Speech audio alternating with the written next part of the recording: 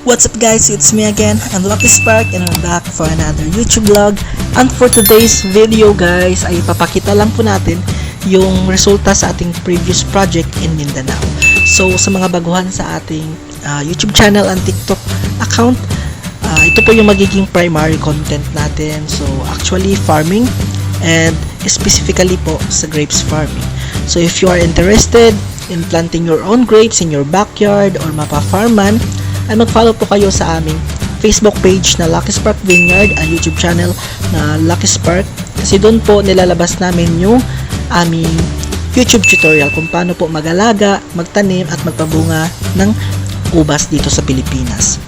So ako po si Lucky Spark, isa po akong vineyard consultant dito sa Pilipinas, and sa mga nais po magpatayo ng sariling vineyard nila ay pwede rin po nila akong i-hire for them to build their own vineyard.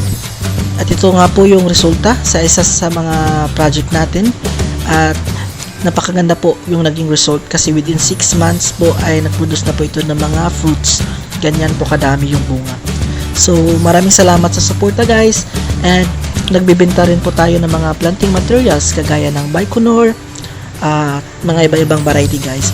Pero for now, yung available po talaga namin at in demand na variety is Baikonur grapes. So this is seeded grapes po, and matamis po yung quality and pang table grapes po yung binibenta. So maraming salamat guys, and see you soon on my next vlog.